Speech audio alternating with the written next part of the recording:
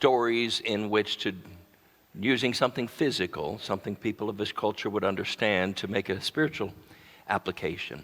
Those of you that are in the military, particularly the Army or the Marines, would understand what a point man is. Most do not. But the point man, by review, is quickly the person that is assigned to safely lead a relatively small unit in order to discover booby traps or where the enemy is, so that the whole platoon can therefore take that path with a measure of safety. The Bible tells us that God has commissioned the father of the family to act as his point man, trying to navigate his family through the booby traps, through the snares that the enemy has set for the modern family. And our families are in a lot of trouble. In fact, in 2 Timothy chapter 3, we're going to read a portion of 2 Timothy chapter 2 in just a moment, but Bible says that this know also in the last days, perilous. What's the word perilous mean? Dangerous. Perilous times will come. Men will be lovers of their own selves. In other words, they're going to abandon their responsibilities to take care of themselves. Covetous. They're going to justify ignoring their family for the pursuit of money or pleasure. Disobedient to God. Blasphemers. Children will be disobedient to parents. Lovers of pleasures more than lovers of God. That's how God says this is what the last society is going to look like, the society of the last days. Look around. Chapter 4 of 1 Timothy said, the Spirit speaketh expressly the latter times.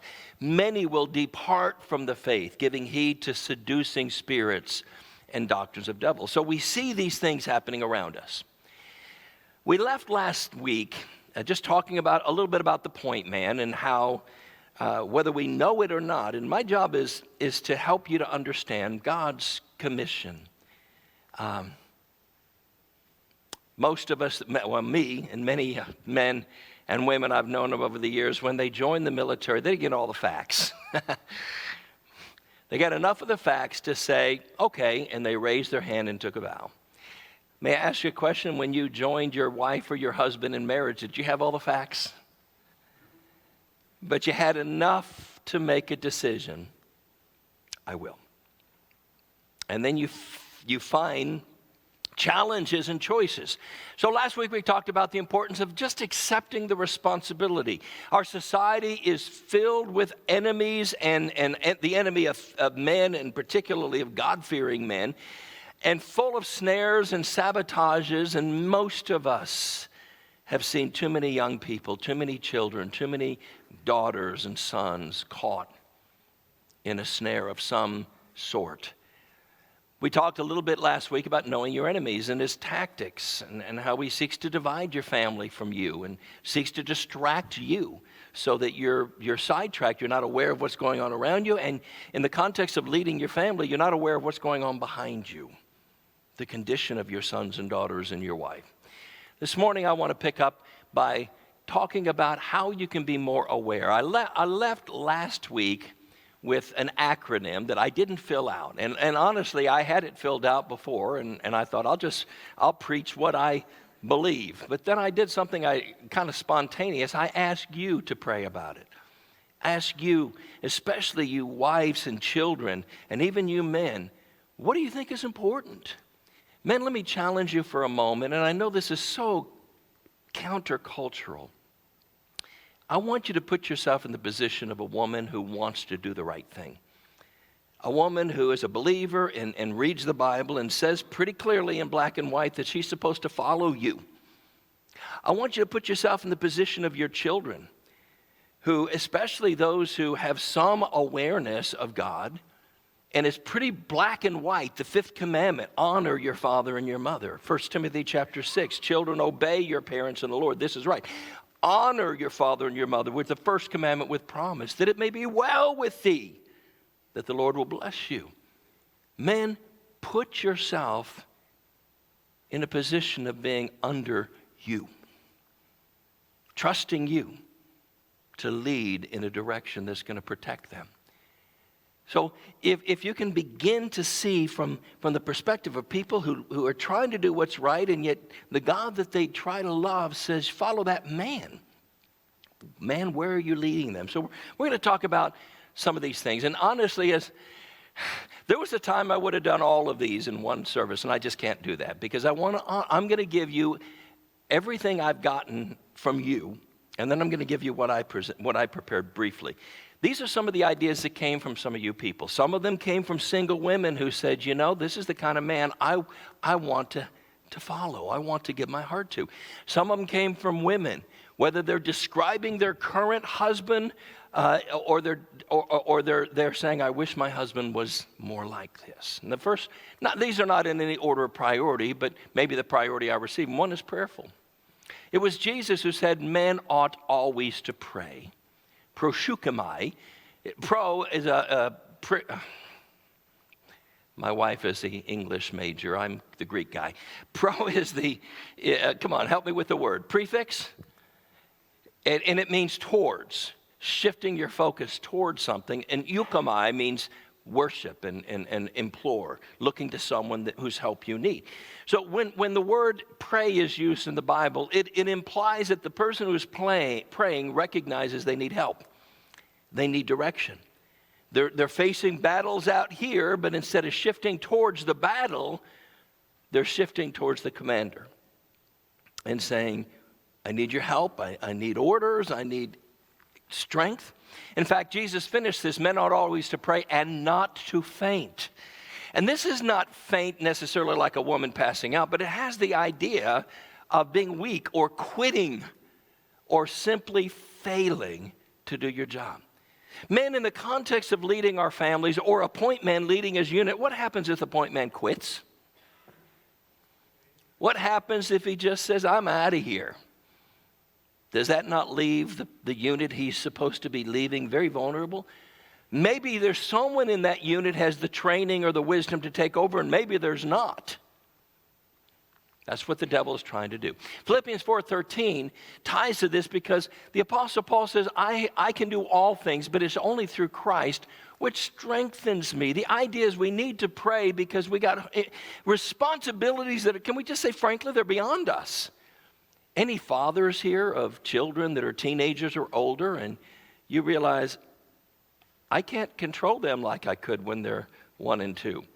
Any fathers of 1 and 2-year-olds who say, Pastor, I can't control them at 1 or 2. The job we have is bigger than we are. That's what I'm trying to tell you. So we need to be prayerful because we need strength and wisdom that's beyond us. And then another P that people gave me is provider. And I'm thinking, that's not a word you hear very often in this culture. In fact, what are the young girls being taught by and large growing up? That they need to find a man who can provide for them? Is that the message that young women are getting from our society today? What is the message they're getting? You can't depend on a man. Isn't that a sad indictment of the quality of men? Because many men cannot be depended on. It was given 30, 40 years ago that if a man couldn't provide for his family, he wouldn't have a family. There wouldn't many women who would follow him. But today the message is so much different. Now, let's go back 2,000 years and find God's message. This is what God said. If any provide not for his own, and especially for those of his, not her, his own house, he's denied the faith and is worse than an infidel. This is not a cultural thing. Everybody understands that 2,000 years ago, across cultures, it was primarily the man who was expected to provide for a family. I know times have changed, and I don't think God forbids women from working, but in a culture, we have lost sight of this element of a responsibility for a father, providing for his family. I saw this, and I thought, this is so accurate. Picture of an overweight, lazy man asleep in the middle of the day on his couch. And this is a woman saying this. I want a grown man who can't hold down a job and lives with his mother. Said no woman ever. But there's a lot of grown men who can't hold down a job. That we in our culture, we're no longer challenging men in this area. The highest goal of too many adults is I want to break I don't even know what the video games are now, but I want to break this score. In fact, I think I want to be a professional video game player. I've talked to those adults, by the way. And then the third P you guys gave me was protector. And again, I thought this was very insightful because this is not how our society really thinks. It was, oh, my mind just went blank. The founder of one of the main women's movement says, a woman needs a man like a bicycle needs a fish. That's what she said. That was a quote. Margaret Sanger. A woman needs a man. Margaret Sanger, founder of Planned Parenthood. Am I right there? Woman needs a man like a fish needs a bicycle. This idea of protector doesn't really matter. I mean, we should be aware of what the messages our culture is saying so we can filter them and say, is this true? But what does Jesus say? Jesus pulled back the veil and said, this is how the devil works. He first binds the strong man, and then he spoils his house. And this is a play on the fact that God has commanded the point man to be the protector. Not only the physical protector, how about the emotional protector?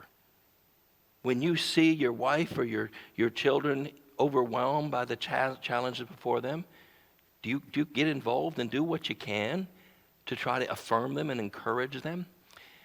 1 Peter chapter 3, the first 6 verses, by the way, ladies, is all about your response to your husband, even if he's not behaving right. But then verse 7 says, likewise, husbands, dwell with them. That would be your wives, and the word dwell means stay there. Don't bail. Stay with your wives according to knowledge. That means try to get to know them. We've heard all kinds of jokes about understanding women. They're funny. And yeah, women are complicated. But what does God say, men? Read them, learn them. And you can only do that if you can talk to them and get them to open up and share what they're really feeling and what they're needing. But God, it's a command. Dwell with them according to knowledge, giving honor to time. That was a little thing I put in the bulletin, but it means value, weight, value. I was counseling a man recently, and his wife grossly overreacted to something that he did. And she was walking slow. He was walking next to him on a narrow sidewalk, and it was wet, and there were people kind of pushing from behind, trying to get to a concession stand. So he just kind of nudged her over a little bit. She had to step onto the grass just to let this very impatient crowd. Men, can you put yourself in that position? What did he think he was being? Polite and courteous. What did his wife think he was being? And she blew up. And way out of proportion. And he said, oh, it's not a man in this church, but he said, I thought I was just being kind. But who was he not being kind to? And he said, I have no idea why she blew up. She wouldn't tell me. I said, let me venture a guess here. She didn't feel that you valued her, that you valued these strangers behind you. Now, I know that was not your intention, but there's probably, if you're going to be honest, look back and see your wife through the eyes of that reaction, because you don't understand that reaction, and yeah, it was over the top. I wasn't there, but I'll take his word for it. But maybe it's because in that scene, that was just an example of many times in which your wife doesn't feel valued. And she wasn't reacting to your politeness towards strangers. In fact, this verse goes on to say, love is brethren. What is that all about? It's about the fact sometimes we're more courteous of strangers than we are of each other. Giving honor unto the wife, and here's the point I'm making, is unto the weaker vessel. The women generally are physically weaker, but the point is, men, we are commissioned to protect our wives and protect our daughters, and yes, while they're under our authority, to protect our sons. I don't know if you can read this, but it says men are supposed to love and protect women, not hurt and betray them. And then another one that you guys gave me was simply patient.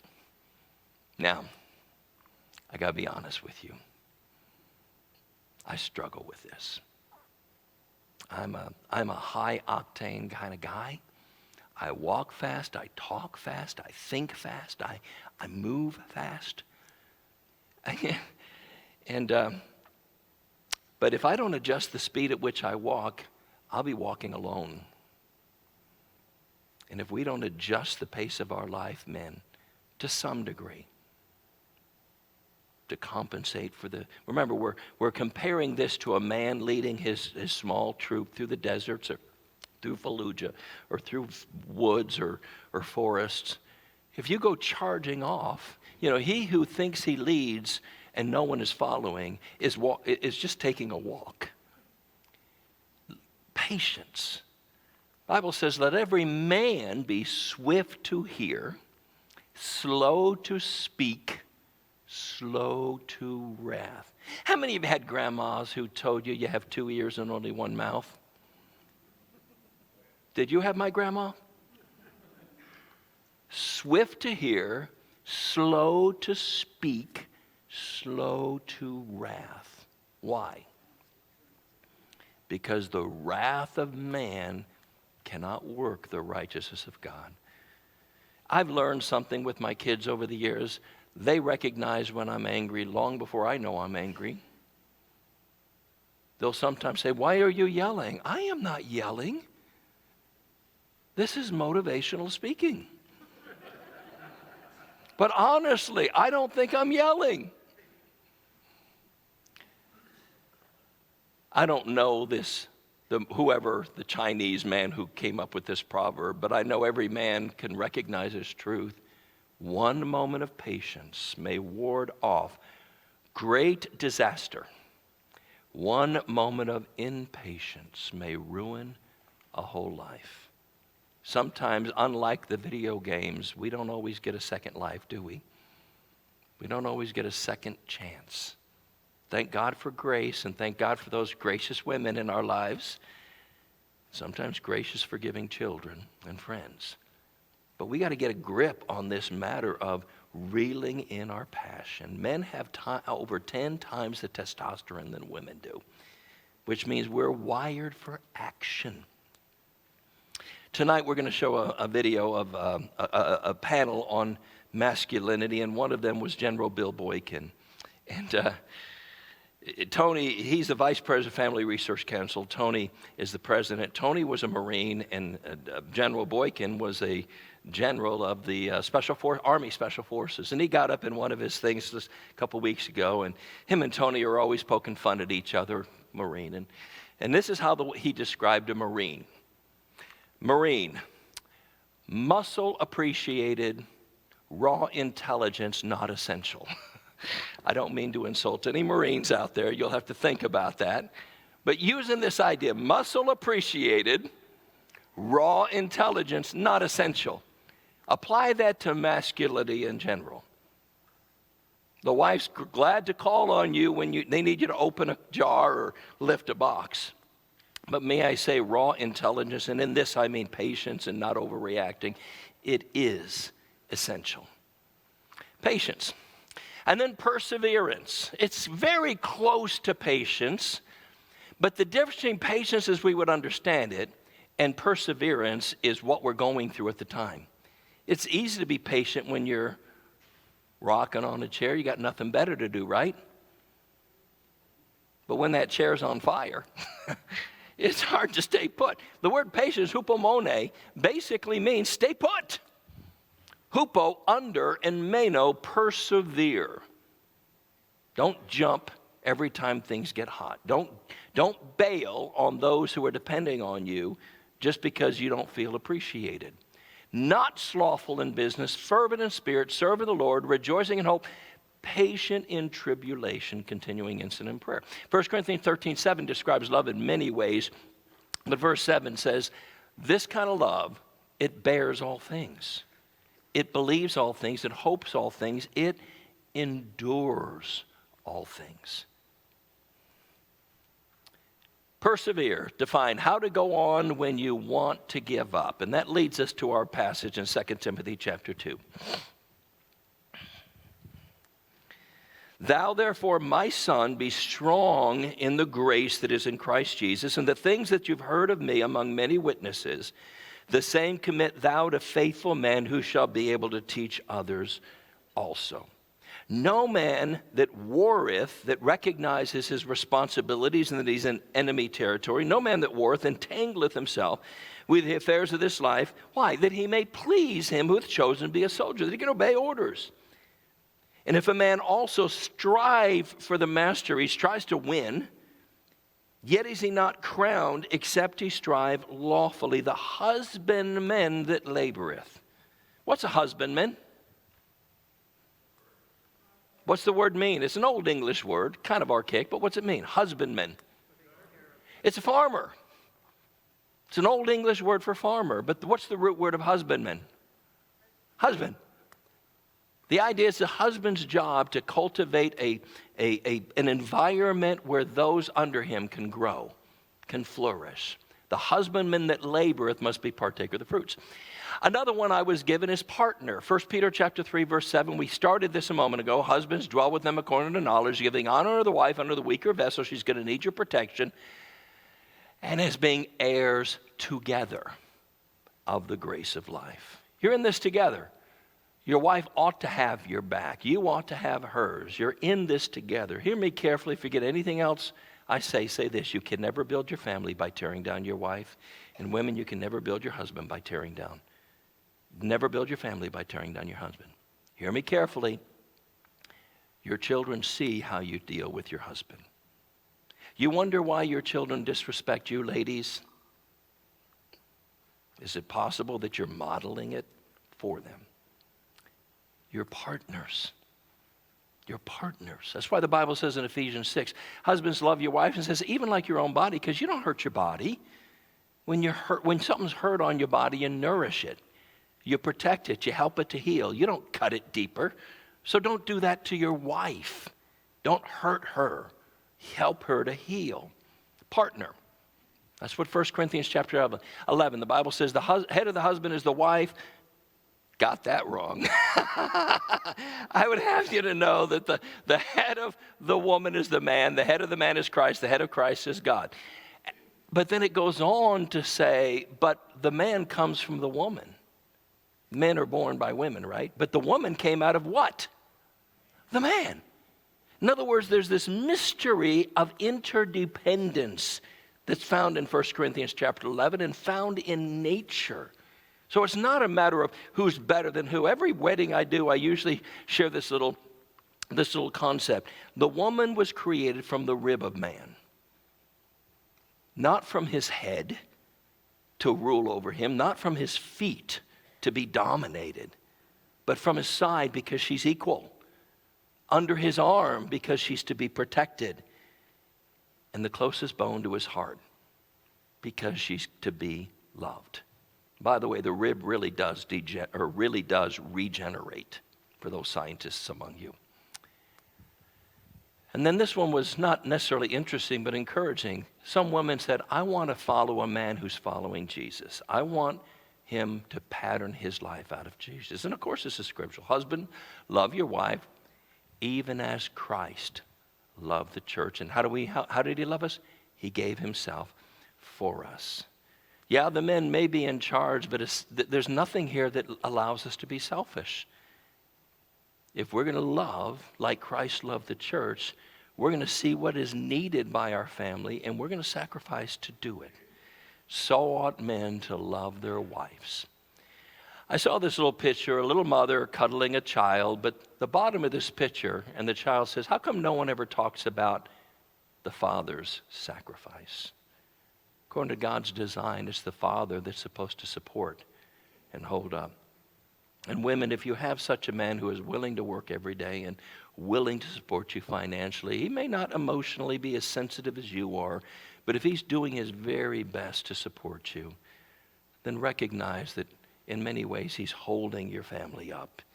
And that deserves respect. And then this is mine, and we'll close on this in a few moments. In the context of being a point man, remember the point man's the one that goes first. He's going first into enemy territory.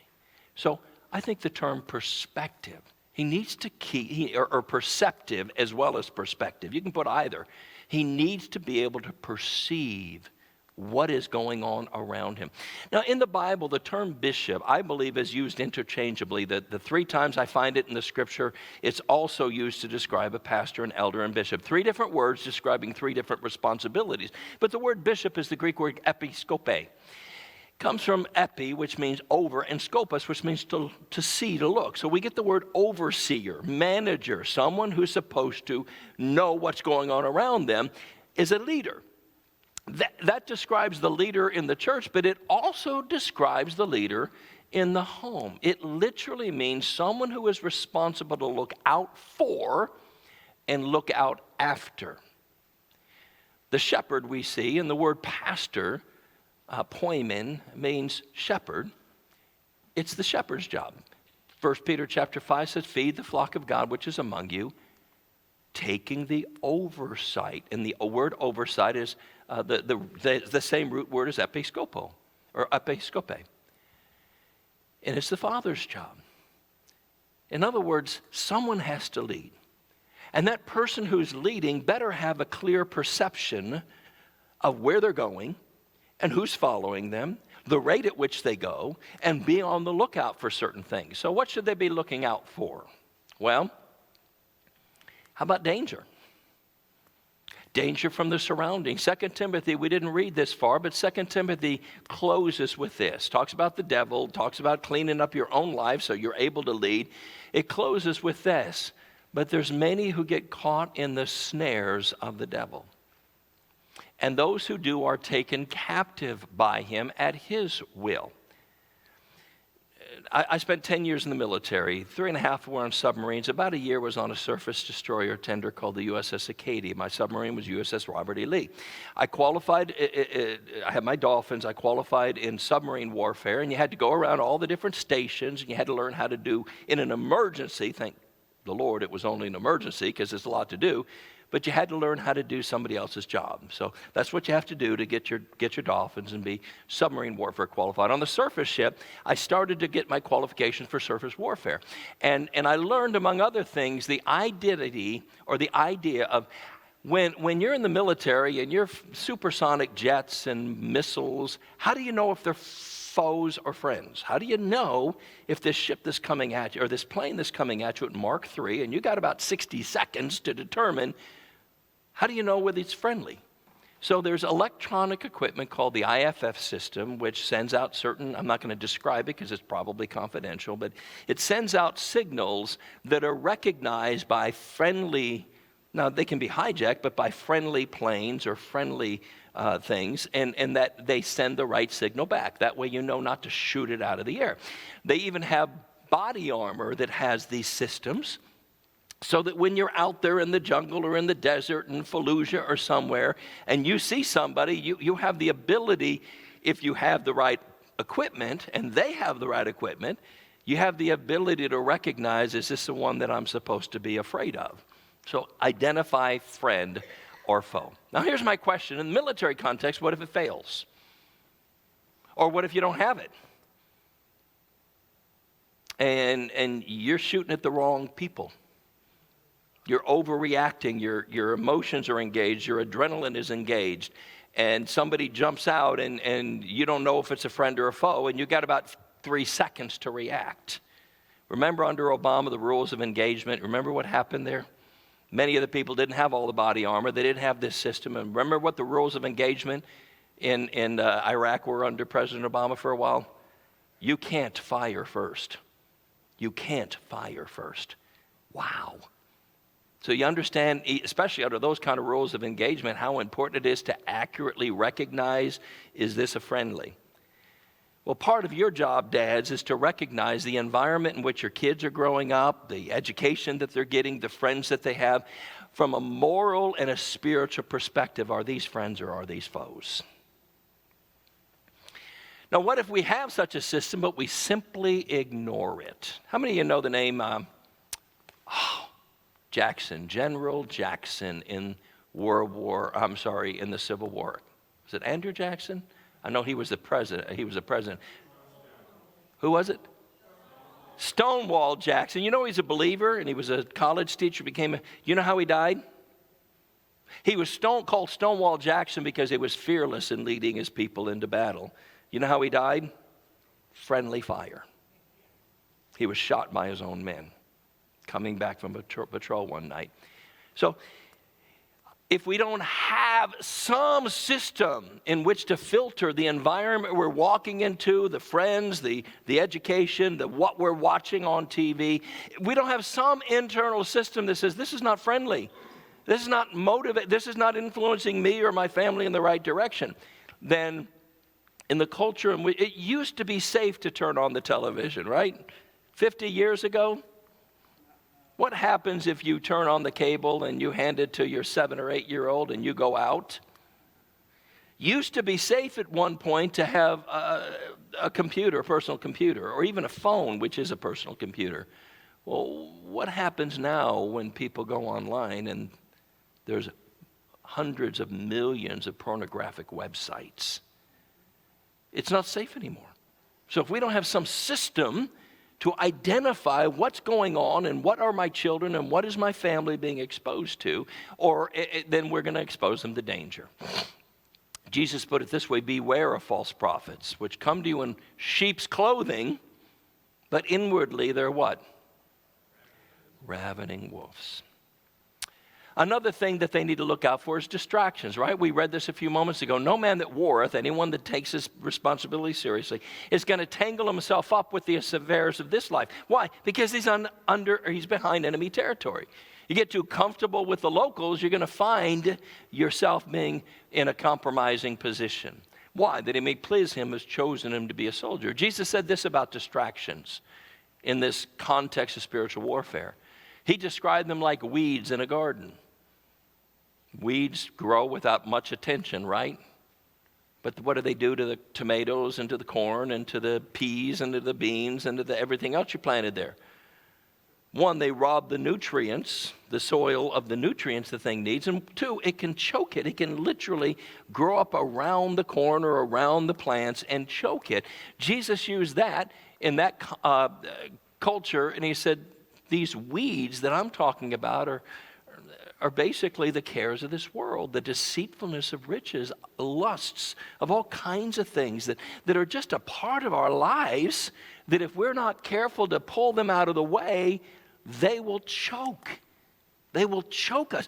J.P. Getty was a billionaire, one of the first billionaires in America, and I think he was a silver investor, but I read something this week that he wrote. And he says, I've been successful in many areas, but I would trade all of my fortune for one successful marriage. I think he said, I've gone through 5. Hear me carefully, men, success in business cannot compensate for failure in family. Now, do we want to succeed in business? Absolutely we do. But here's the danger. We get so busy giving our energy and our effort and our ingenuity and our creativity and our time to what we do. And some of it, ladies, is because we get appreciation at work. We're noticed when we do a good job at work. We get raises or we get attaboys. So it's what gets rewarded gets. What gets rewarded gets, this isn't a trick question, gets repeated. Then we come home and what do we get? Sometimes nagging and sometimes insults.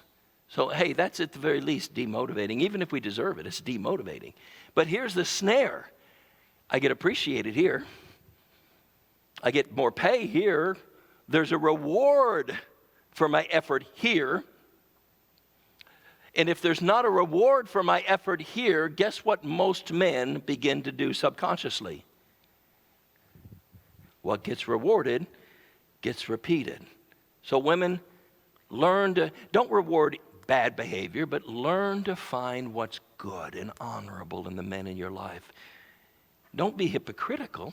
Not everything is good and honorable. That's what 2 Timothy chapter 2 talks about. We got things in all of our lives that are dishonorable we need to clean up. Don't praise bad behavior, but when there's something honorable, reward it. The cares of this world choke the word, and the word choke is crowd it and strangle it. And it does the same thing to our relationships, and they become unfruitful. What's the point of fruit? To nourish us. If there's no fruit in our relationship, what happens to the relationship? Suffers from malnutrition and it dies. We also need to be looking out for the condition of our unit. Just because you can doesn't mean they can. Be thou diligent to know. In the Hebrew, diligent is yada and know is yada. So it's be thou yada, yada. When we repeat a word, intentionally repeat a word, watch out, watch out. What effect is that? It's wow, that's unusual. What's that there for? Be thou diligent, yada to yada. God is saying this is important, to know the state of thy flocks and look well to thy herds. Again, it's an agricultural community, a farming community, and God is saying to the shepherds, you know how you have to take care of your flocks, and you know what's going to happen if you don't take care of your flocks, right? What, the wolves are going to come? They're going to die of malnutrition? Well, fathers, take care of your flock. Yada, yada, your flock. Know the condition of your family. Hebrews 3 says, take heed, brethren. This is in the context of the church, but it applies to family. Lest there be in any of you an evil heart of unbelief in departing from the living God. But exhort one another daily. Why? Lest any of us should be hardened through the deceitfulness of sin. Your kids are going through things you don't know about. My kids go through things I don't know about. And we can't make them open up, yeah? You know, sometimes teenagers are just moody. But you know, sometimes when they slam that door and they lock themselves away with their phone, do you know what's going on in there? We can't, short of taking it all away from them and frustrating them, the point is, do we care? That's my point. We can't make them open up. But if we're not aware of what they're going through, what condition they're in, if we knew one of our soldiers in our unit was wounded, would we adjust our pace or would we leave them behind? So the point is, we need to look out for the condition of our family. Hebrews 10 goes on to say, let's consider one another. What's going on in your life? Can I say we all need family interventions every once in a while? Because if I'm a point man and I'm leading my little family unit and I got squabbling and they're shooting each other and I'm not even aware of it, what's going to happen? I'm focused out here and I'm not focused back here. What's going to happen? What's the point if I make it over there and they're all dead because I wasn't even aware of what's going on back here? So awareness of the condition of your family. And that means their strengths. What are they good at? Their weaknesses. Where are they struggling? What can they do? What can't they do? Again, going back to 1 Peter 3:7, this is the husband and wife, but it applies to family. Dwell with them according to knowledge, gnosis. Understand them. So you can honor them, and where they're strong, that you can give them liberty. Where they're weak, that you can come alongside and encourage and support them. If you push your unit beyond their ability, let's say Arnie, back in his prime, Arnold Schwarzenegger is the point man, and Barney Fife is carrying his 50-pound body equipment and body armor, and Arnie's out there running and Barney's out there crawling. What's going to happen to either Arnie or Barney? Arnie, if he walks into a trap, where's Barney going to be? Way back there. Arnie, if he's successful, but what's happening to Barney? He's vulnerable. So if you push your unit too hard, they give up. They quit. That's what the Bible means to fathers. Don't provoke your children to wrath. Sometimes you got to get in their face, but don't exasperate them. Understand where they are and how you can help them get where they need to be.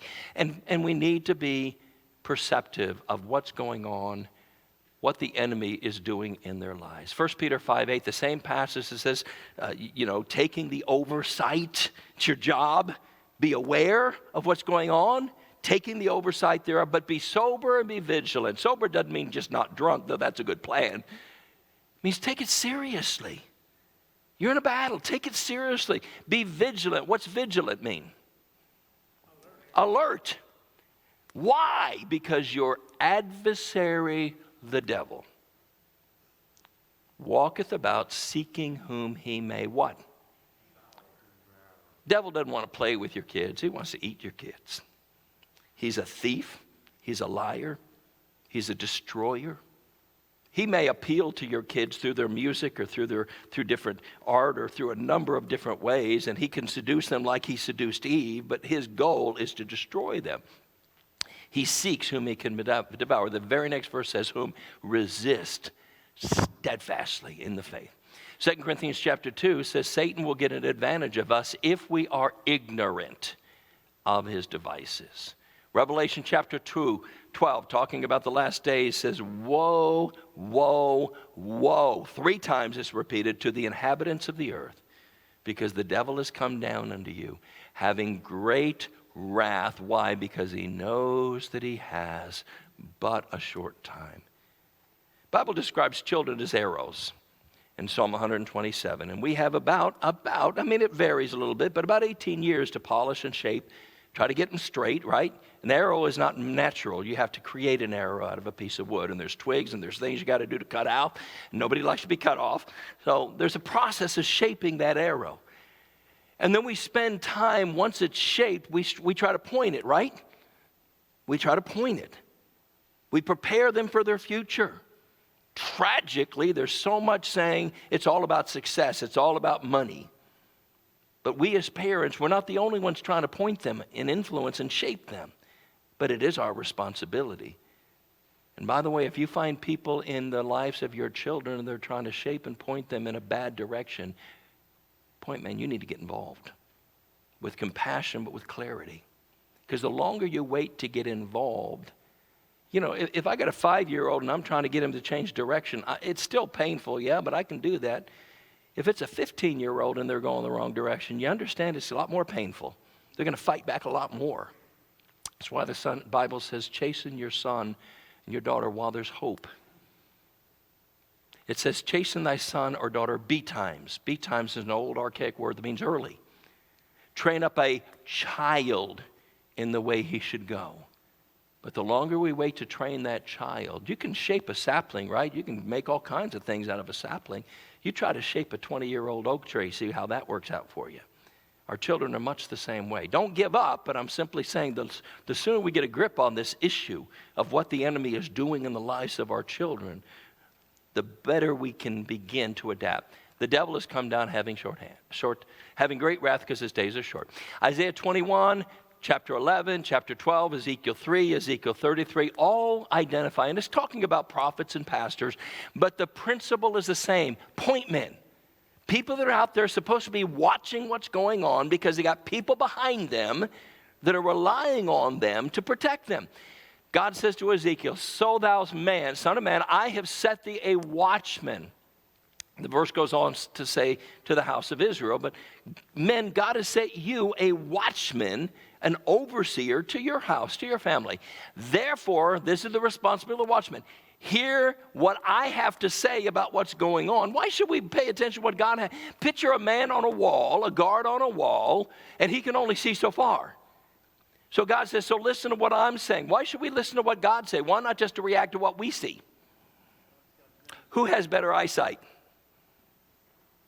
Hear the word at my mouth, and then do what? Warn them. He did not say control them. We can't control them. Men, you can't control your wife. Women, you can't control your husband. Parents, you can't control your children, particularly as they get older. God doesn't say control them. God does say what? Warn them. With love, but with clarity, with a clear conscience, warn them from me. If I say, it goes on to say, if I say unto the wicked, oh wicked man, if you keep doing this, you're going to die. And you don't speak to warn them that they may turn from their wicked way. You cannot turn them from their ways. You can warn them so that they know what God says and they can recognize, hopefully, the danger, and they can decide, do I want to walk into this fire pit? If you warn them and they don't turn, they're going to die in their sin. They're going to be judged. They're going to be punished. But you've delivered your soul. But if you don't warn them, they will die. The consequences for their choices will, one thing I'm saying around here, forgive me for being meddling, more and more I hear of parents sponsoring drinking parties for their underage kids. It's become almost common here. Now, why would any sane parent do that? Tell me why. You know what I hear from them? Well, they're going to do it anyway, so I'd rather them do it in front of me. Does that make sense to anybody? Makes sense to the people doing it. Well, my kids are going to have sex anyway, so I'm going to buy their condoms. I'm going to buy their birth control. Do you understand how deceitful that is? We can't maybe stop them from experimenting with these things, but if we don't warn them and they go down those directions, I tell my kids, especially as you become adults, you can do what the world does, but don't forget, you do what the world does, you get what the world gets. If that's the life, if that's the marriage, if that's the values you want, they're yours to choose now. But I have to warn you, this is what I deal with every week. Brokenness, because people have ignored God and have embraced the world. I want to close with two examples of this power perception. Most of you are aware of Jason Bourne. There have been many movies, books. Jason Bourne is a fictitious character, but there's a scene in Jason Bourne. Remember, he's a special forces trained person. He has an accident. He has amnesia. In the first movie, the first part of the book, he doesn't know who he is. And he's having this conversation with this gal he meets, and he says something like this: I don't know why, but I notice everything. And I haven't watched the movie in a long time, but he starts saying, I know that guy's got a gun. I know that guy's doing this. I can see this guy. I know this guy. Things that she was completely oblivious to. And he didn't know he was trained to do that because he had amnesia. But it had become such a part of his nature, this defense mechanism, this IFF, this identify friend to foe, was so ingrained in him that he was able to sense danger in time to deal with it. Man, we need to develop those kind of qualities. It was a work of fiction, but that's what we need to do to avoid walking in or allowing our families to walk into one of Satan's many snares. This is not fiction. This is General Bill Boykin. He started the Army Delta Force. He was the commander. He was the Ranger commander. He was the Undersecretary of Defense under President Bush. If you come tonight, you're going to hear him give his perspective about the quality of manhood today. He is currently the Vice President of Family Research Council. I think this is interesting that a man with 36 or 37 years of military was invited by Tony Perkins, the President of Family Research Council, to help him. Why? Why take such a man with certainly overqualified? Because both Tony and General Boykin understand there's a battle out there. And men are not being trained and prepared. And families are falling because of it. I heard him say a couple of weeks ago, you'll hear him say tonight, I think it's in the interview I'm going to share tonight, only 17% of millennials are defined as people born between 1985 and 2004. Only 17% of millennials are even eligible for the military. When I hear what the qualification, I joined the military in 1978. Any of you that, I'm not trying to mock military, please don't misunderstand me. But when they decided to put women in combat, what did they have to do to the standards, physical standards? Women can't do what men can do physically. I mean, there's some women who can, but most women can't. So what did they do to the standards? They lowered the standards. This is after they lowered the standards. Back when I was in the military, and that's a long time ago, we had to pass physical standards. I can't remember how many it was, 50 push-ups, 25 pull-ups. I think I heard lately it was like 2 or 3 pull-ups. If I'm wrong, tell me I'm wrong, but that's what someone told me. The standards have changed, and we still can't find men who are in the physical or mental condition that can be trusted to be trained. My question is, what does that mean to the defense of our country? What does that mean to the defense of our country? If we're having trouble finding young, healthy men who have a mental attitude where they can adjust and adapt to military service, do you understand the danger that puts America in? Well, if this is true of military, it's true of men in general. And I don't know that's an exact parallel, but if there's only 17% of millennial men who are morally and physically and spiritually equipped to lead their family, what does that leave the condition of America's families in? Now, I'm not blaming the men. Our culture has done this. I'm not saying men are not responsible in part, but I'm saying this is realville. Question is, what are we going to do about it? So I'm going to close with an assignment this week. One, if you haven't given me your ideas of what principles these are, I've taken what people are giving me and I'm saying, are these biblical principles? And that's what I'm sharing with you. But let me wrap up with this. I'd encourage you to email me or call me or share with me your ideas. But men particularly, none of us are prepared completely, yes? The enemy keeps changing his tactics. He's a serpent one time, he's a dove another time, he's a lion another time. He's speaking through our wives another time, right? Sarah and Eve. Sometimes he speaks through our preachers, right? 2 Corinthians chapter 12. Hey, he's had a lot of practice. He's good at this. So how can we get in better shape? First of all, men, I want you, this is on the notes. Judge yourself. I'm not judging you. Be objective. Judge yourself. How am I when it comes to being a prayerful leader in my family? Do I even pray with my family? Do I pray for my family?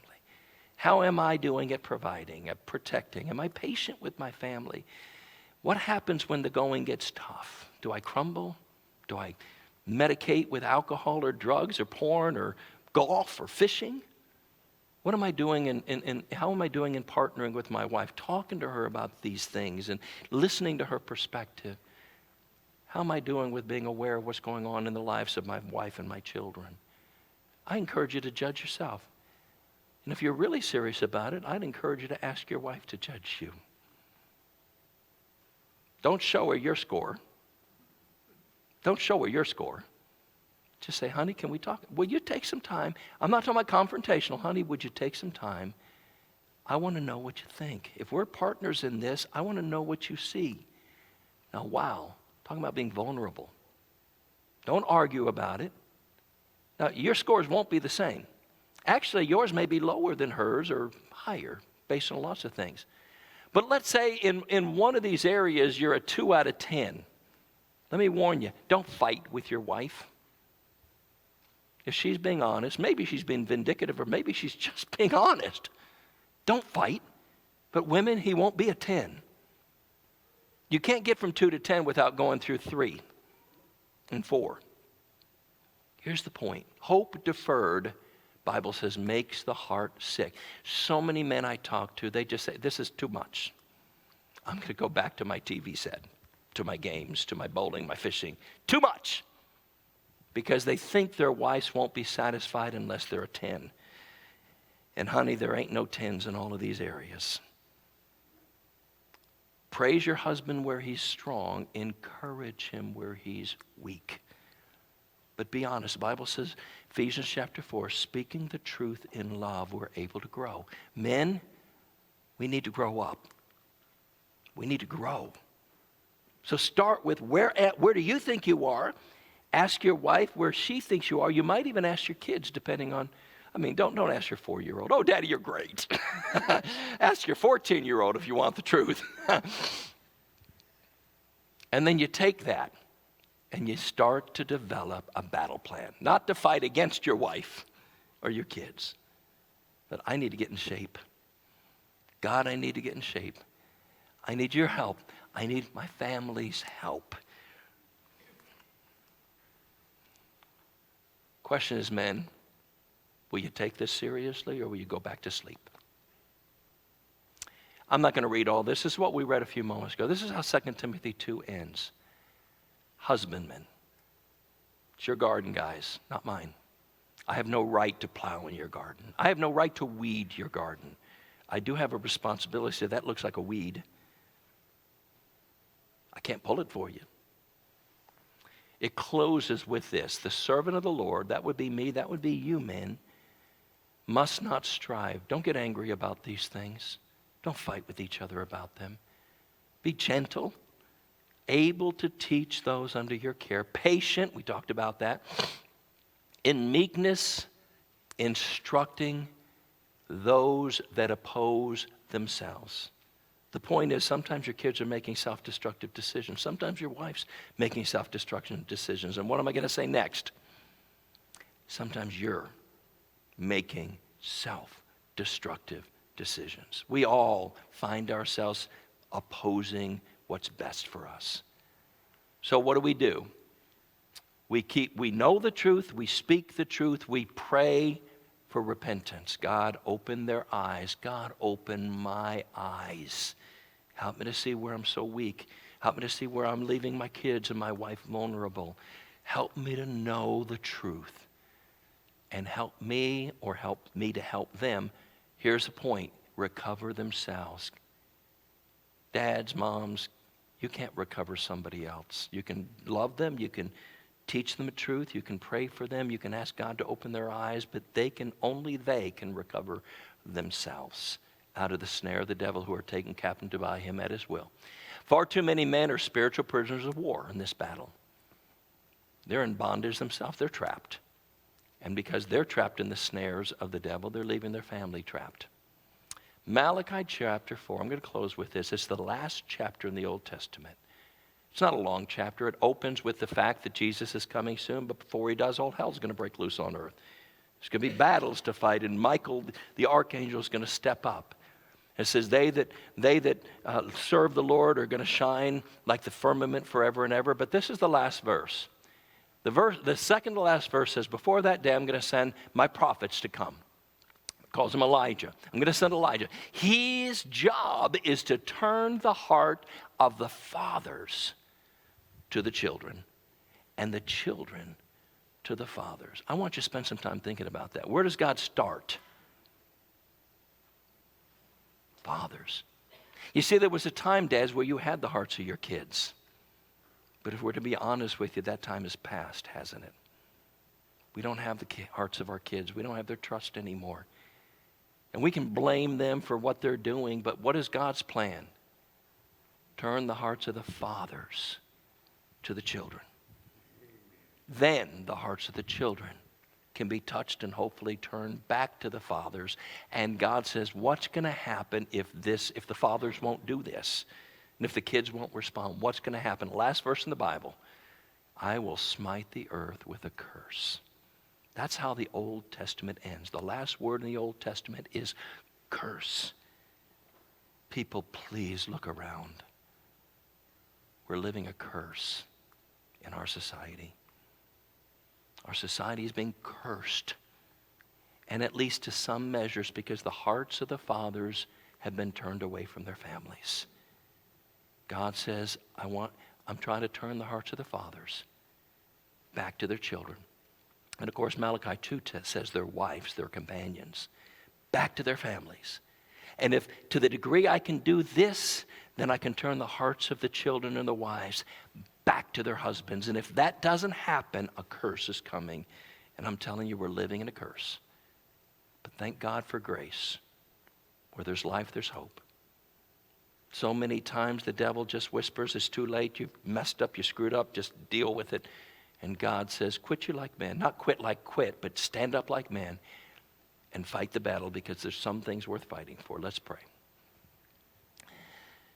Father, I know I've been very long this morning, and I know that this is a burden of my heart, and I know in front of all these people that there's many times, Lord, that I failed. I failed my children, I failed my wife.